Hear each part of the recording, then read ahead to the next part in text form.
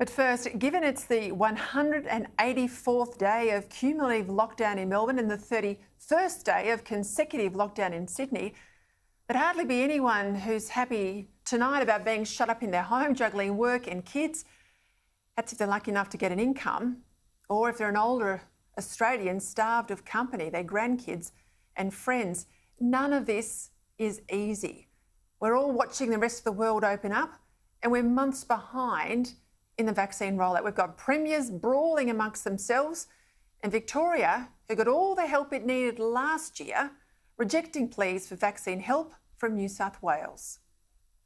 Dan Andrews has said that if you showed him modelling which shows the lockdown is working, he'll give you some Pfizer. Are you planning to enter negotiations with Victoria on that if we're desperate for Pfizer in New South Wales? Look, Andrew, can I say that National Cabinet made their view very, very clear to me on Friday. I argued my little heart out, but the position of the National Cabinet was very clear.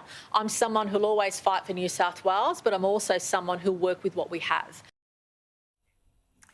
This stupid game of pandemic state of origin, playing around with lives, not just goals on a football field, this shames us all. I mean, how on earth did we go from leading the world on our COVID response to being in this mess tonight? Half the country locked up, economists saying that effectively we're back in recession. And if you live in Sydney, 145 cases today, 156 in hospital, 44 in ICU. And these protests on the weekend, what the hell was that? How did it help anyone? Now, I get that people want their freedoms back. I'm with you on that. But call or email your MP to protest the dirty deals being done in the Victorian Parliament between Labor and those crossbenchers to keep extending the emergency powers. Don't march in the streets and give Daniel Andrews the very excuse he's looking for to keep these restrictions going. I know many of the people protesting were small business at the end of their tether. I watched the footage, I could see that. I grew up in a small business family, so I have some understanding of what it's like to be literally on the line. But it wasn't just small business, or those wanting liberty out in the streets in Sydney and Melbourne on Saturday. Some marched against vaccinations, others marched for increased financial support, and many marched to end lockdowns. Many, though, were the usual rent-a-crowd protester types. You know they. Climate change, land rights, free Tibet, whatever.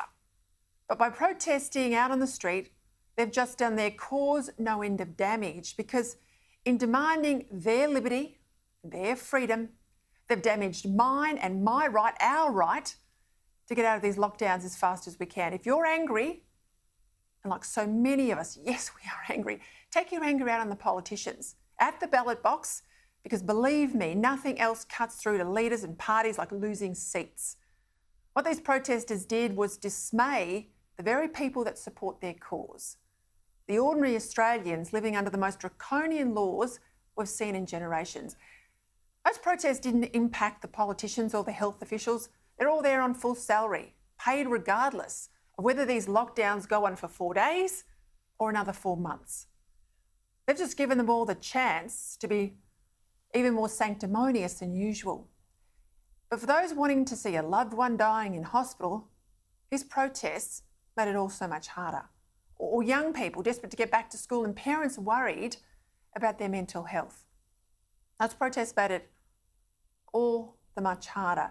It turned supporters into critics. It was counterproductive, notwithstanding that we've had more and more of our freedoms stripped away under the cover of COVID. But on this, my criticism of the weekend's protests, at least I'm consistent. I kicked up an almighty stink last year when close to 80,000 Black Lives Matter protesters paraded through the inner city streets of Melbourne and sent the state into its 16-week-long second lockdown. But others, not so consistent. Indeed, they're nothing short of hypocrites. Here's Greens Senator Sarah Hanson-Young tweeting about last year's Black Lives Matter protest in South Australia. She said at the time, proud and thankful for being a South Australian.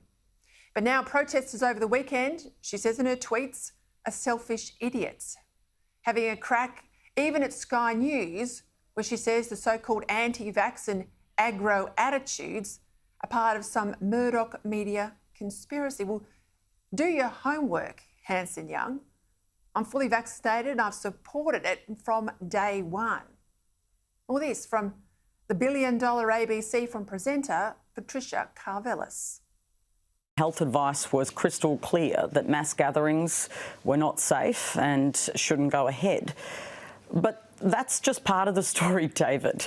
Why did Aboriginal people decide to defy that advice? I'll tell you why, because they told me and they made it crystal clear at the protest, because you don't get many chances to elevate an issue like this. You heard her last June making excuses for Aboriginal protesters defying their health advice and protesting in Melbourne's Black Lives Matter rallies. I disagree with them, but maybe the weekend's protesters felt the same way. But on Saturday, well, Karvelas's tune sure had changed. Genuinely shocked, she said. Stupid enough to protest. A virus that might kill them. Of course, it's the same virus last year that she supported the protesters, but not this year. My brain hurts, says Karvelas. Well, so does mine.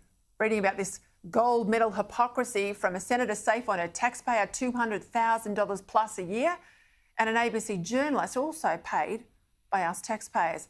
They say that truth is the first casualty of war. Seems that's true also in a pandemic.